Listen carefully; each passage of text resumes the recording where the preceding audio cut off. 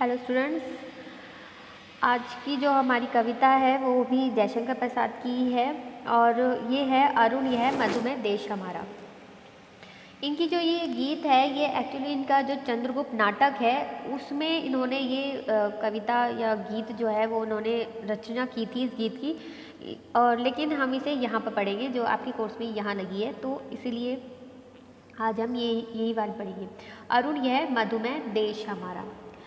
अब जो इनके जो गीत हैं जयशंकर प्रसाद के, इन्होंने अपने देश की सभ्यता और संस्कृति का इसमें मनोरम चित्रण किया और वहीं अपने अतीत गौरव के प्रति श्रद्धा और गर्व की अनुभूति भी दृष्टिगोचर होती है, जैसा कि इस गीत में भी है। और ये जो गीत है ये चंद्रगुप्त जो इनका नाटक है, ऐतिहासिक नाटक है ये, और इसके द्वितीय अंक में संकलित है।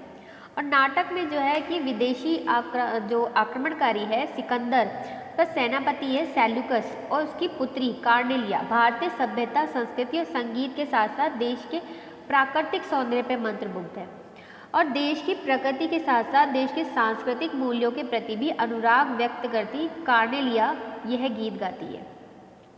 मतलब कि जो सेल्यूकस है सिकंदर का सेनापति, उसकी पुत्री ये गीत गा रही है, जो जयशंकर प्रसाद ने उसके माध्यम से इस गीत की रचना की है। तो इसके आज इसी को हम पढ़ेंगे कि अरुण, यह मधुमेह देश हमारा। क्या कह रही है यहाँ पे कि अरुणिमा यानी कि उषा काल में आकाश से प्रस्फुटित होने वाली लालिमा से कहते हैं अरुणिमा। तो अरुण है, यह मधुमेह देश हमारा। कह रही कि अरुणिमा से परिपूर्ण भारत देश मधुरता से परिपूर्ण है। तात्पर्य यह है कि हमारी ही देश में मानव सभ्यता का सर्वप्रथम उदय हुआ है और हमारे देश में सर्वत्र अनुराग का माधुर्य व्याप्त है।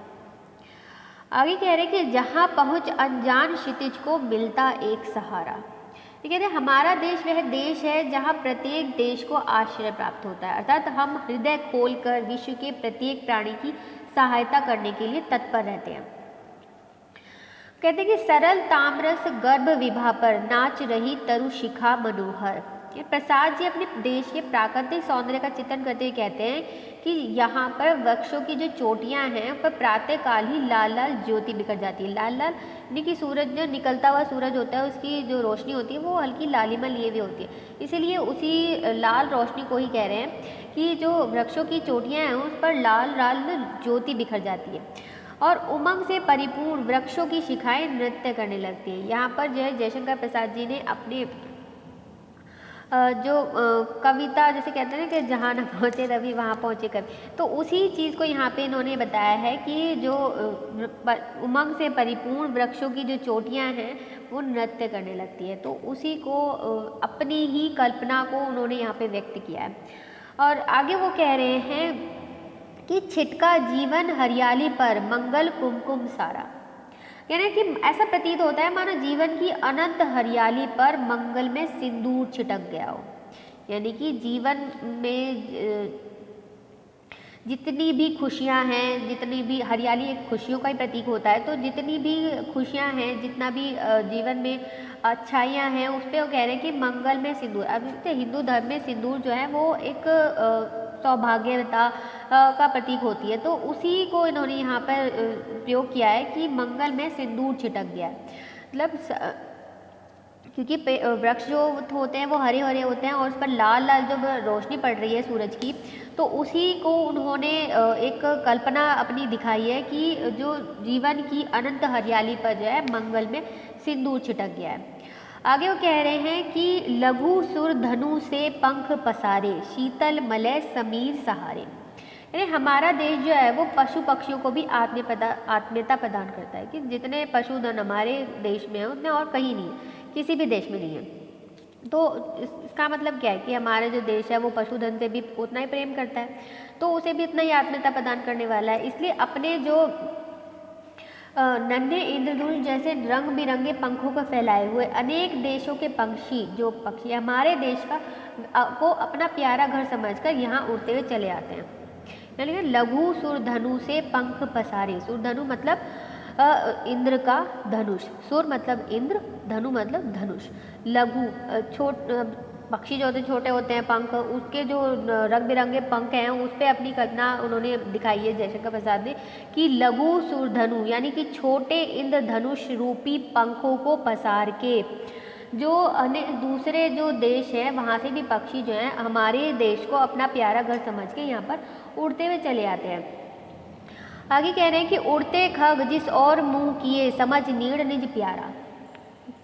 अब पक्षियों का क्या है, तो जहाँ जिधर की तरफ चले जाते हैं उसी को अपना घर समझते हैं। तो वो यही कह रहे हैं कि उड़ते हुए पक्षी जिस और मुख कर लेते हैं उसे अपना ही प्यारा घर समझ लेते हैं। तो जो भी पक्षी यहाँ विदेशों से आते हैं तो वो उसे हमारे जो देश है उसे अपना प्यारा घर समझने लगते हैं। बरसाती आँखों के बादल बनते जहाँ भरे करुणा जल।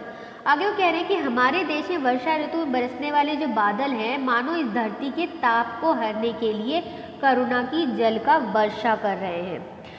कह रहे हैं कि हमारे देश में जो बादल हैं वो भी ऐसे लगते हैं जैसे कि धरती के ताप को हरने के लिए ही उन्होंने अपने करुणा से जो वो अपनी आँखों से जल बरसा रहे हैं। इतनी उनमें तकलीफ़ उन्हें महसूस दे रही है कि बादल जो हैं वो धरती के ताप को हरने के लिए करुणा रूपी जल बरसा रहे हैं। आगे वो कह रहे हैं कि लहरें टकराती अनंत की पाकर जहाँ किनारा। आगे कह रहे हैं कि अनंत सागर की जो विशाल लहरें हैं तट पाकर यहाँ ही टकराती रहती हैं। और हे कुंभ ले उषा सवेरे भरती ढुलकाती सुख मेरे। कह रहे मेरे प्यारे देश में सुबह सवेरे दिशा सुंदरी अपना स्वर्ण कलश लेकर आकाश से सुखों की वर्षा करती है और उस समय रात भर जागने वाले तारे जो हैं वो अलसाकर ऊँघ रहे होते हैं। नेक्स्ट टाइम में लिखा है मंदिर ऊँघते रहते जब जगकर रजनी भर तारा। इसी लाइन को यहाँ इन्होंने व्यक्त किया है कि रात्रिकालीन आकाश जो है वो तारों से जगमगाते रहता है और प्रातः काल में उन तारों की जो प्रकाश है वो मंद पड़ने पर जो बाल सूर्य है वह अपनी अरुण आभा सर्वत्र छिटका देता है। अरुण बाल सूर्य इसलिए कहा है कि सुबह का जो सूरज होता है बहुत ही छोटा सा और इतना ताप वाला नहीं होता, इसलिए उसे बाल सूरज कहा है इन्होंने। तो ये इनकी पोएम है, सॉरी इनका जो गीत है वो यही है, इतना ही है, इतना इसमें इसके अंतर्गत इतना ही है। और इसमें जो विशेष इन्होंने इस्तेमाल किया है वो है कि भारत की जो प्राकृतिक और सांस्कृतिक सौंदर्य का इन्होंने वर्णन किया है इसमें, और विभिन्न प्राकृतिक उपमानों के माध्यम से भारत की करुणा, उदारता और मानव मात्र की कल्याण कामना का यहाँ पर इन्होंने जयशंकर प्रसाद जी ने चित्रण किया है।